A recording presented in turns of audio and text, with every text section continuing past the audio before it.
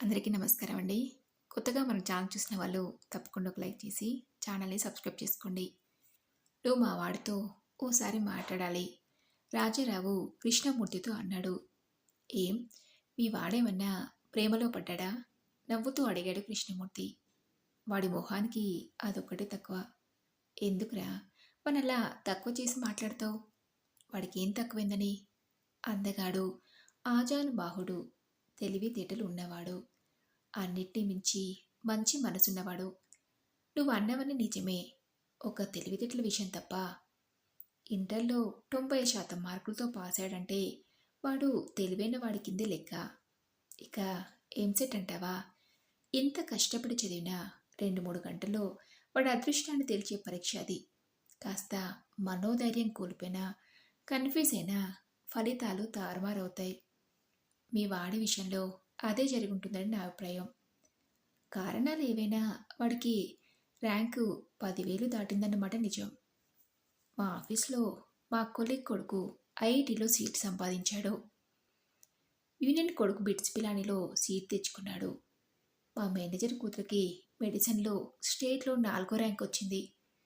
వాళ్ళందరూ వాళ్ళ పిల్లల విజయాల గురించి చెప్తూ ఉంటే నా కొడుకు గురించి ఏమీ చెప్పలేకపోతున్నందుకు నాకెంత బాధగా ఉంటుందో చెప్పు. మానవుడి అశాంతికి కారణం కోరికలే అని బుద్ధ భగవానుడు చెప్పారు. మధ్యతరగతి మానవుడి జీవితంలో అశాంతికి కారణం అతనెప్పుడూ తనని పక్క వాళ్ళతో పోల్చుకుంటూ ఉండటమే. నేను నీ అశాంతికి కూడా కారణం అదే. భారత్‌కు తన బాధ్యత తెలుసు. అందుకే హాస్టల్‌లో ఉండి చదవటం ఇష్టం లేకపోయినా నీకోసం విజయవాడ వెళ్ళాడు. ఎంతో కష్టపడి చదివాడు. కానీ అదృష్టం వరించలేదు. అయితే పిల్లల కృషిలో లోటు లేనంత వరకు మనం ఫలితం గురించి బాధపడనక్కర్లేదు.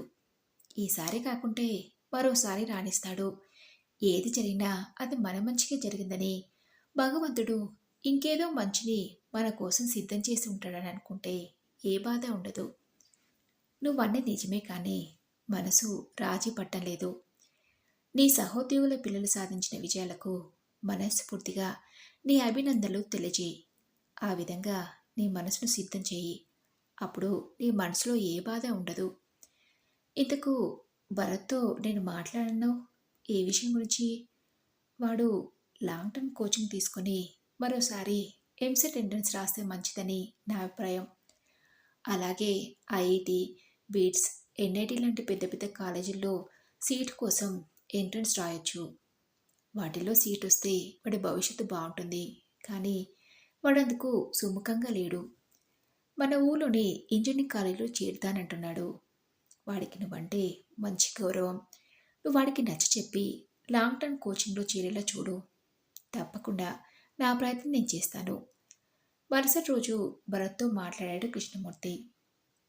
రాజారావు కోరిక గురించి చెప్పాడు. సారీ అంకుల్, 2 ఏళ్ళు అమ్మానాన్నలకు దూరంగా గడిపాను. గాలి వెలుతురు లేని గదుల్లో క్లాసులు, కంపు కొట్టే టాయిలెట్లు, రుచి శుచి లేని వంటకాలు, ఇవన్నీ నాన్నగారి కోసం భరించాను. చదువు తప్ప మరో లోకం లేకుండా గడిపాను. ఇక నా వల్ల కాదు. మన ఊర్లో మంచి కాలేజీలున్నాయి. 4 ఏళ్ళు ఇంటి పట్టునే ఉండి హాయిగా చదువుకుంటాను. పైగా ఐఐటి, ఎన్ఐటి లాంటి పెద్ద కాలేజీల విషయం వదిలేస్తే మిగిలిన ఏ కాలేజీలో చదివినా ఒకటే అని నా అభిప్రాయం. ఎటో ఉద్యోగాలు బాగానే దొరుకుతున్నాయి. కానీ మీ నాన్న ఆశలు, ఆశయాలు కూడా నువ్వు అర్థం చేసుకోవాలి భరత్. ఆయన ఆశల్ని అర్థం చేసుకున్నాను అంకుల్. కానీ అంతకంటే ఎక్కువగా నా బాధ్యతను అర్థం చేసుకున్నాను. నాన్నకు ఆఫీస్‌లో టెన్షన్స్ ఎక్కువ అవుతున్నాయి. ఉదయం 10 గంటల ఆఫీస్‌కి వెళ్తే రాత్రి 8 కానీ ఇంటికి రాలేకపోతున్నారు. ఇటువంటి పరిస్థితుల్లో నేను ఊళ్ళో ఉంటే కనీసం ఇంటి పనులను పంచుకోవచ్చు. అమ్మ ఆరోగ్యం కూడా ఈ మధ్య కాస్త దెబ్బతింది. అమ్మని డాక్టర్ దగ్గరికి తీసుకెళ్ళడం, మందులు తెచ్చివ్వడం లాంటి పనులని నేను చేయవచ్చు. నేను ఊర్లో ఉంటే అమ్మకి ధైర్యంగా ఉంటుంది. కానీ నువ్వు ఈ పనులన్నీ చేయటం కంటే మంచి కాలేజీలో సీట్స్ తెచ్చుకుంటేనే వాళ్ళకి ఎక్కువ ఆనందం కలుగుతుంది. ఒకవేళ లాంగ్ టర్మ్ కోచింగ్ తీసుకొని మళ్ళీ పరీక్ష రాసినా అప్పుడు ఇదే పరిస్థితి ఎదురైతే ఏం చేయాలి? పైగా 1 సంవత్సరం వ్యర్థమైందన్న విషయం నాపై మరింత ఒత్తిడిని పెంచుతుంది. మీ సలహాను కాదంటున్నందుకు ఏమీ అనుకోకండి. దయచేసి మీరిద్దరూ నన్ను అర్థం చేసుకోండి. భరత్ తనతో చెప్పింది రాజారావుతో చెప్పి వాడు చెప్పిన ప్రతి కారణం సరైనదని నాకు అనిపించింది. తల్లిదండ్రులకు సంపాదించిచ్చే కొడుకులు చాలామంది ఉంటారు, కానీ తల్లిదండ్రుల కోసం తప్పించే కొడుకులు చాలా తక్కువ మంది ఉంటారు. నువ్వు చాలా అదృష్టవంతుడివి రాజా అన్నాడు కృష్ణమూర్తి. స్నేహితుడి మాటలు రాజారావు మనసుని కూటపరచలేకపోయాయి. మనం పిల్లలకి మంచిదారి చూపాలనుకుంటాం. వద్దు, నేను ముళ్ళ దారిలోనే నడుస్తానంటే మనం చేయగలిగింది ఏముంది? అనుభవించి తెలుస్తుంది. అలా అశుభంగా మాట్లాడుకు. వాడికి అంతా మంచి జరుగుతుందని ఆశీర్వదిద్దాం. 4 రోజుల తర్వాత ఎదురింట్లో ఉంటున్న సీతారామయ్య కొడుకుతో పాటు రాజారావు ఇంటికొచ్చి తన కొడుక్కి ఐఐటి కాన్పూర్లో సీట్ వచ్చిందని, తామిద్దరూ కాన్పూర్ వెళ్తున్నామని, తన భార్య ఇంట్లో ఒంటరిగా ఉంటుంది కాబట్టి భరత్ని రాత్రిపూట వాళ్ళ ఇంట్లో పడుకోమని కోరాడు. భరత్ అందుకు ఎంతో సంతోషంగా ఒప్పుకున్నాడు. మీరు నిశ్చింతగా వెళ్ళిరండి అంకుల్, అమ్మని నేను చూసుకుంటాను అని సీతారామయ్యతో చెప్పి ఆల్ ది బెస్ట్ వినోద్ అంటూ అతని కొడుక్కి చేయి అందించాడు. కొడుకు ముఖంలో ఎటువంటి అసూయ కానీ నిరుత్సాహం కానీ కనిపించకపోవడం చూసి ఆశ్చర్యపోయాడు రాజారావు. వాడి తండ్రిగా తనే వాళ్ళ ముందు ఎంతో ఇన్ఫీరియర్గా ఫీల్ అవుతున్నాడు. మరి వీళ్ళు ఆ బాధే కనిపించితే అనుకున్నాడు. వాళ్ళు వెళ్ళిపోయాక లలిత హాల్లోకి వచ్చి మీకు టిఫిన్ తీసుకురానా అడిగింది. వద్దు, కడుపు నిండిపోయిందన్నాడు రాజారావు విసుగ్గా. అప్పుడే అక్కడికి వచ్చిన భరత్ దెబ్బతిన్నట్లు చూశాడు తండ్రి వైపు. తర్వాత మౌనంగా తన గదిలోకి వెళ్ళిపోయాడు. ఆ క్షణంలో ఎందుకో కొడుకుపై విపరీతమైన జాలి కలిగింది రాజారావుకి. నువ్వు మా వాడితో ఓసారి మాట్లాడాలి. 4 ఏళ్ల తర్వాత రాజారావు కృష్ణమూర్తితో అన్నాడు. ఏ, నువ్వు గేట్ ఎంట్రన్స్ కానీ జిఆర్ఈ కానీ రాసి పై చదువులు చదవమంటే వాడు సాఫ్ట్వేర్ ఉద్యోగంలో చేరుతానని అంటున్నాడా అన్నాడు. కృష్ణమూర్తి నవ్వాడు. కాదు, నేను సాఫ్ట్వేర్ ఉద్యోగంలో చేరమంటే వాడు తను చదివిన కాలేజీలో లెక్చరర్గా చేరుతానంటున్నాడు. నువ్వు వాడికి కాస్త నచ్చ చెప్పు. రాజారావు చెప్పింది విని ఆశ్చర్యపోయాడు కృష్ణమూర్తి. సాఫ్ట్వేర్ ఉద్యోగం దొరికితే తమ జీవితాశయం నెరవేరినట్లు ఫీల్ అవుతుంటారు చాలామంది కుర్రాళ్ళు. ఆ కంపెనీలు ఇచ్చే జీతాలు అలాంటివి. మరి భరత్ అటువంటి ఉద్యోగం వద్దనుకుని ప్రైవేట్ కాలేజీలో లెక్చరర్ పోస్ట్ కోరుకోవడం ఏమిటి? ఒకవేళ తన ఇంటర్వ్యూలో నెగ్గలని భయపడుతున్నాడా అనుకున్నాడు. తన అనుమానం భరత్తో చెప్పి నీకు ఇంగ్లీష్లో మంచి వొకాబులరీ ఉంది. సాఫ్ట్వేర్ కంపెనీలు కోరుకునే కమ్యూనికేషన్ స్కిల్స్, చురుకుదనం నీలో ఉన్నాయి. నీకు తప్పకుండా మంచి ఉద్యోగం దొరుకుతుంది అన్నాడు కృష్ణమూర్తి. నాకు అటువంటి ఉద్యోగాల పట్ల ఆసక్తి లేదంకుల్. పొద్దున్నుంచి రాత్రి వరకు గానిగిద్దులా పనిచేయాలి. లీవులు కావలసినప్పుడు దొరకవు. జాబ్ సెక్యూరిటీ ఉండదు. చెవుకో సెల్ ఫోన్ చేతికో ల్యాప్టాప్ ఇచ్చేస్తారు. ఇక మనకు ప్రైవసీ అంటూ ఉండదు. వాళ్ళు రమ్మన్నప్పుడల్లా వెళ్ళాలి, చేయమన్న పనల్లా చేయాలి. డబ్బు సంపాదించడం అంటే కష్టపడక తప్పదుగా. జీవితంలో డబ్బు అవసరమే, కానీ డబ్బే జీవితం కాకూడదు అంకుల్. జీవితంలో మనకు ఆనందాన్ని ఇచ్చేవి ఎన్నో ఉన్నాయి. అవన్నీ చూడకుండా, అనుభవించకుండా బ్యాంక్ బ్యాలెన్స్ చూసుకుంటూ జీవితాన్ని గడపడం నాకు ఇష్టం ఉండదు. పైగా సిటీలో 25,000 సంపాదించడం, మన ఊర్లో 15,000 సంపాదించడం ఒకటే. నా దృష్టిలో నీ జీతం 25,000 దగ్గర ఆగిపోతుగా భరత్. ఇంకా ఎంతో పెరుగుతుంది. ఆ స్థాయిలో జీతం ఇక్కడ పెరగదు. నువ్వు మన ఊర్లో ఇంజనీరింగ్ చదువుతానని చెప్పిన కారణాలు నాకు నచ్చి నిన్న ఆ రోజు సమర్థించాను. కానీ ఈరోజు మాత్రం నువ్వు చేస్తున్నది తప్పని నాకు అనిపిస్తుంది. మంచి భవిష్యత్తును చేతులారా నాశనం చేసుకుంటున్నావు అనిపిస్తుంది.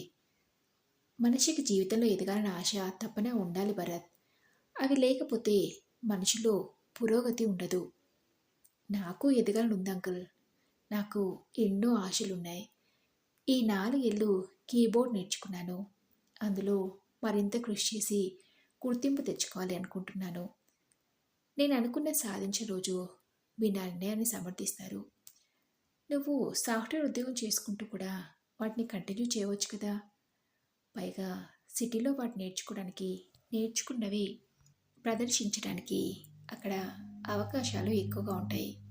ఖాళీ సమయం ఎక్కడుంటుంది అంకుల్? భరత్ ప్రశ్నకి సమాధానం చెప్పలేకపోయాడు కృష్ణమూర్తి. భరత్ తన నిర్ణయం మార్చుకోవడమే అర్థమైంది అతనికి. చివరి ప్రయత్నంగా కనీసం మీ నాన్న సంతోషం కోసమైనా ఆయన చెప్పినట్లు చెయ్యి. పక్క వాళ్ళ పిల్లలతో పోల్చుకోకుంటే అతను సంతోషంగానే ఉంటాడు, ఉండాలి కూడా. ఎదురుగా ఉండే సీతారామ అంకుల్ని చూశారు కదా, ఆయన అస్తమా పేషెంట్. కొడుకు ఎక్కడో దూరంగా ఉంటున్నారు. కరివేపాకు దగ్గర నుంచి కరెంటు బిల్ దగ్గర ఆయనే కట్టుకోవాలి. ఆయనకి బ్రీతింగ్ ప్రాబ్లం ఎక్కువైతే నేను వెళ్ళి డాక్టర్ని పిలుచుకొని వచ్చాను రోజు. అటువంటి ఇబ్బంది అమ్మ కానీ నాన్న కానీ వస్తే ఎవరు చూసుకుంటారు చెప్పండి? అందుకే నేను వాళ్ళని పిలిచి వెళ్ళదలుచుకోలేదు. నీ ఇష్టం అన్నాడు కృష్ణమూర్తి నిరుత్సాహంగా. అతి తక్కువ కాలంలో మంచి లెక్చరర్గా విద్యార్థుల అభిమానాన్ని సంపాదించాడు భరత్. తన తోటి లెక్చరర్ వనిత అందం, మంచితనం, సంస్కారం అతనికి నచ్చి ఆమెను పెళ్లి చేసుకోవాలనుకున్నాడు. అతని ప్రపోజల్కి వనిత అంగీకరించింది. వారి పెళ్లికి ఇరువైపుల పెద్దల నుంచి ఎటువంటి వ్యతిరేకత రాలేదు. వనిత వచ్చాక లలితకి ఇంటి పని బాగా తగ్గింది. కాలేజీకి వెళ్ళేలోపు వనిత చాలా పనులు అందుకుంటుంది. ఎన్ని పనులున్నా చిరునవ్వుతో కనిపించటం, అత్త మామల్ని గౌరవించటం, ఇంటికి వచ్చిన అతిథులతో ఆప్యాయంగా మాట్లాడటం వల్ల బంధుమిత్రులందరికీ ఇష్టమైన వ్యక్తి అయింది. సాయంత్రం నలుగురు కలిసి గుళ్ళకు, సినిమాలకి, ఫంక్షన్లకు వెళ్ళి వస్తున్నందువల్ల జీవితం హాయిగా సాగుతున్నట్టు అనిపించసాగింది రాజారావుకి. Bharat second hand Maruti car కొన్నాడు. నలుగురు కలిసి వెళ్ళడానికి ఇబ్బంది లేకుండా పోయింది. సంవత్సరం తర్వాత రాజారావు రిటైర్డ్ అయ్యాడు. మరో సంవత్సరం తర్వాత మనవడితో ఆడుకోసాగారు రాజారావు దంపతులు. వాళ్ళకి కాలం గడిచేదే తెలిసేది కాదు. ఉన్నత కాలంలోనే ఊర్లో ఉన్న బంధువులకు, స్నేహితులకి భరత్, వనిత చాలా దగ్గరయ్యారు. వారి మంచితనం, సేవా దృక్పథం వల్ల ఇంటికి వచ్చే అతిథుల సంఖ్య పెరిగింది. వచ్చిన వాళ్ళంతా భరత్ని పొగుడుతుంటే ఎంతో గర్వంగా అనిపించేది లలితకి. భర్త కొడుకుతో ఒక్కొక్కసారి మాట్లాడకపోవటం, కొడుకుతో ఒకసారి బాధించేది. మాట్లాడటం సీతారామయ్య కొడుకు వినోద్ బీటెక్ తర్వాత అమెరికాలో ఇన్వెస్ట్ చేసి అక్కడే ఉద్యోగంలో చేరాడు. అమెరికాలో పెళ్లి కోసం ఇండియాకి వచ్చి అక్కడే తర్వాత భార్యను తీసుకుని పెళ్లి కోసం ఇండియాకి వచ్చి తర్వాత కోడలు పురుడు సమయంలో సీతారామయ్య దంపతులు అమెరికాకు వెళ్ళి 3 నెలల నుండి తిరిగి ఇండియాకు వచ్చేశారు. మనవరాల ఫోటోలు ఇంటర్నెట్లో చూసుకుంటూ, కొడుకుతో ఫోన్లో మాట్లాడుకుంటూ వాళ్ళు కాలక్షేపం చేస్తున్నారు. ప్రతి చిన్న పనికి సీతారామయ్యే తిరుగుతున్నాడు. భరత్ అవసర సమయంలో వాళ్ళని ఆదుకుంటూ ఉన్నాడు. ఓ రోజు కృష్ణమూర్తి రాజారావు ఇంటికొచ్చాడు. పిచ్చాపాటి కబుర్లు చెప్పుకున్నాక ఎలా ఉంది జీవితం అడిగాడు స్నేహితుణ్ణి. హాయిగా ఉంది. భార్య, కొడుకు, కోడలు, మనవడు, వీలే నా ప్రపంచం. ఇప్పుడు అద్భుతమైన ప్రపంచం ఇది. నీ అద్భుత ప్రపంచంలో ఓ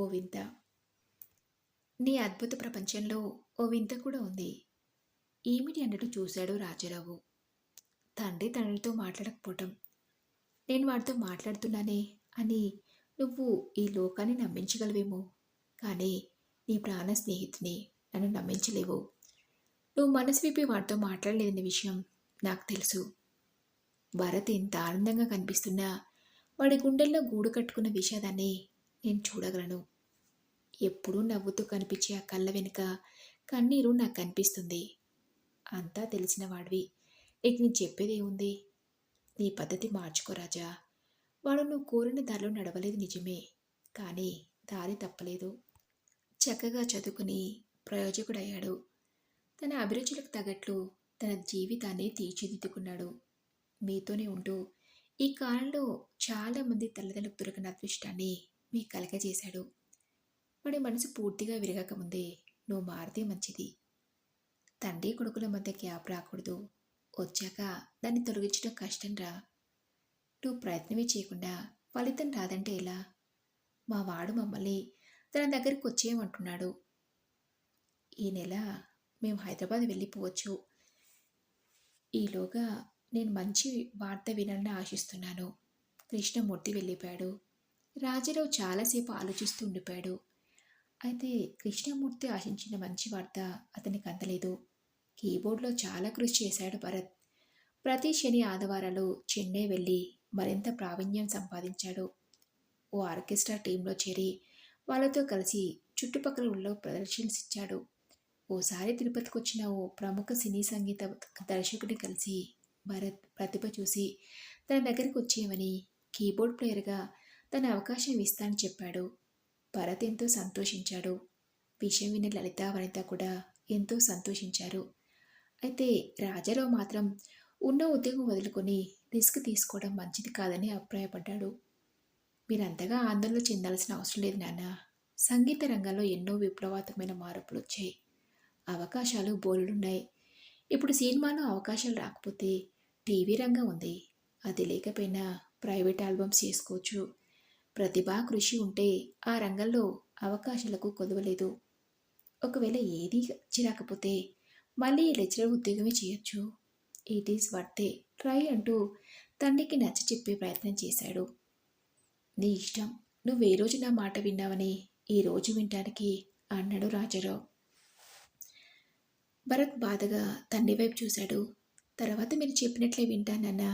ఈ ఆఫర్ను వదులుకుంటానంటే ఈ ఆఫర్ను వదులుకుంటానన్నాడు. 2 రోజుల తర్వాత భరత్ పనిచేసే కాలేజ్ ప్రిన్సిపల్ ఇంటికి వచ్చి రాజారావుతో భరత్కి మంచి టాలెంట్ ఉంది, అతన్ని హైదరాబాద్ పంపండి. అషిం లాంటి సంగీత దర్శకుడి దగ్గర పనిచేసే అవకాశం దొరకడం అదృష్టం. ఒకవేళ భరత్ ఆ రంగంలో ఫెయిల్ అయితే మళ్ళీ మా కాలేజీలోనే లెక్చరర్ ఉద్యోగం ఇస్తాను అన్నాడు. రాజారావు ఒప్పుకున్నాడు. అత్తగారిని మావ అని నేను చూసుకుంటాను, మీరు నిశ్చింతగా వెళ్ళిరండి. పూర్తి ఏకాగ్రతతో సంగీతంపై ధ్యానం పెట్టండి. చిత్తశుద్ధితో మనం ఏ పని చేసినా అది విజయవంతం అవుతుంది. మంచికి భగవంతుడి సాయం తప్పకుండా ఉంటుంది. చిన్న చిన్న అపజయాలను అవమానాలను పట్టించుకోకుండా మీ కృషి మీరు చేయండి. గుర్తింపు దానంతట అదే వస్తుంది అంది వనిత. రైల్వే స్టేషన్లో భర్తకు వీడుకోలు పలుకుతూ. హైదరాబాదులో భరత్కి పరిస్థితి ఆశాజనకంగా కనిపించింది. 2 ఏళ్ళు అషిం దగ్గర కీబోర్డ్ ఆపరేటర్గా పనిచేసి తర్వాత కొన్ని టీవీ సీరియల్కు సంగీతం అందించాడు. కొన్ని సినిమాలకి అసిస్టెంట్ మ్యూజిక్ డైరెక్టర్గా పనిచేశాడు. మరో 3 ఏళ్ల తర్వాత సినిమాలకి సొంతంగా సంగీతం అందించసాగాడు. హైదరాబాద్లో ఇల్లు కొన్నాడు. భరత్ తల్లిదండ్రుల్ని తనతో పాటు హైదరాబాద్ వచ్చేవని కోరాడు. వెళ్ళటానికి రాజారావుకి అహం ఒడ్డొచ్చింది. కొడుకు కోరికను తిరస్కరించాడు. లలిత ప్రోద్బలంతో కొడుకుతో పాటు హైదరాబాద్కి చేరింది వనిత. ప్రతి పురుషుడి విజయం వెనుక ఓ స్త్రీ ఉంటుందంటారు. ఈ విజయం వెనుక ఎవరున్నారు? రాష్ట్ర ప్రభుత్వం నంది అవార్డు ప్రకటించగానే రికార్డింగ్ థియేటర్లో ఉన్న భరత్ని చుట్టుముట్టిన టీవీ పత్రికా రిపోర్టర్లు అతను భరత్ని అడిగాడు. నా విజయం వెనుక ఓ పురుషుడున్నారు. ఆయన మా నాన్నగారు. నేను ఐటీలో ఇంజనీరింగ్ చదవాలని, సాఫ్ట్వేర్ ఉద్యోగం చేసి అమెరికా వెళ్ళి రావాలని ఆశపడ్డారు. కానీ నా అభిరుచులు ఆలోచనలు వేరుగా ఉండేవి. టెన్షన్ లేని ఉద్యోగం చేయాలి, రోజు ఉదయం 4 మంచి పాటలు వినాలి, వారానికి ఒక మంచి సినిమా చూడాలి, మంచి పుస్తకం నెలకొక్కటైనా చదవాలి, అమ్మా నాన్నలకి తోడుగా ఉండాలి, బంధువులను స్నేహితులకు అందుబాటులో ఉండాలి. ఇలా సాగేవి నా ఆలోచనలే. అయితే ఇరుగు పొరుగు పిల్లలతో నన్ను పోల్చుకుని మా నాన్న బాధపడటం చూశాక వాళ్ళందరికంటే భిన్నంగా ఏదైనా సాధించాలని, మా నాన్న నన్ను చూసి గర్వపడేలా ఏదైనా చేయాలని నాకు అనిపించేది. మా నాన్నకు పాటలంటే ఇష్టం. ప్రతిరోజు ఉదయాన గంట సేపైనా పాటలు వింటాం ఆయన హాబీ. రోజు ఆ పాటలు వినటం వల్ల నాకు పాటలంటే ఇష్టం ఏర్పడింది. నేను విన్న పాటలను కొత్త ట్యూన్లో పాడేందుకు ప్రయత్నించేవాడిని. 4 ఏళ్ళు బీటెక్ చేస్తూ కీబోర్డ్ నేర్చుకున్నాను. ఓసారి తిరుపతికి వచ్చిన ప్రముఖ సంగీత దర్శకులు మహమ్మద్ అహీం గారు నా టాలెంట్ చూసి నన్ను తన ట్రూప్లోకి ఆహ్వానించారు. ఆ తర్వాత జరిగింది మీకు అందరికీ తెలిసిందే. నాలో ఎదగాలని తపన, ఏదైనా సాధించాలని కసిని నాకు కలిగించిన మా నాన్నగారికి ఈ నంది అవార్డును అంకితం ఇస్తున్నాను. టీవీలో కొడుకు ఇంటర్వ్యూ చూసిన రాజారావు కలలో నీళ్లు తిరిగాయి. భార్య ఇరుగు పొరుగు వాళ్ళు అభినందిస్తుంటే దుఃఖంతో ఏమీ మాట్లాడలేకపోయాడు. తర్వాత కృష్ణమూర్తి హైదరాబాద్ నుంచి ఫోన్ చేశాడు. కంగ్రాట్స్ రా, నీ కొడుకు నీకు అద్భుతమైన బహుమతినిచ్చాడు. నేను ఈ బహుమతికి అర్హుని కాదు. వాళ్ళలోని టాలెంట్ చూసి నేను ఏనాడో గుర్తించలేదు, ఎటువంటి ప్రోత్సాహాన్ని అందించలేదు. వాడు నా కోసం తప్పించాడు. నేను వాణ్ణి శపించాను. నా మాటలతో కొన్నాళ్ళు, మౌనంతో కొన్నేళ్లు బాధించాను. నా ముఖంలో ఆనందం కోసం 10 ఏళ్ళు శ్రమించాడు వాడు. వాడి ముఖంలో ఆనందం కోసం ఓ మంచి మాట, ప్రోత్సాహకరమైన పదం ఇన్నేళ్ళు ఒక్కసారి కూడా నేను చెప్పలేకపోయాను. చాలామంది ఐఐటి స్టూడెంట్లు, సాఫ్ట్వేర్ ఇంజనీర్లు సాధించలేని విజయాన్ని వాడు ఈరోజు సాధించాడు. రాష్ట్రం మొత్తం రాష్ట్రం మొత్తం ప్రజానికానికి తెలిసిన వ్యక్తి అయ్యాడు. నేను ఎన్ని మాటలన్నా వాడు నోరెత్తేవాడు కాదు. ఈరోజు వాడు తన చేతులతో నన్ను గెలిచాడు. వాడు బంగారం. రాజారావు ఏడుస్తున్నాడు పశ్చాత్తాపంతో. అని అతని కంట ఆనంద బాష్పాలు వెల్లువిరుస్తున్నాయి. మరి ఇదండి రోజు కథ. ఈ కథపై మీ విలువైన అభిప్రాయాల్ని నాతో కామెంట్ బాక్స్లో షేర్ చేసుకోండి. అలాగే ఈ కథ నచ్చితే తప్పకుండా ఒక లైక్ చేసి ఛానల్ని సబ్స్క్రైబ్ చేసుకోండి. మరొక మంచి కథతో మళ్ళీ కలుద్దాం.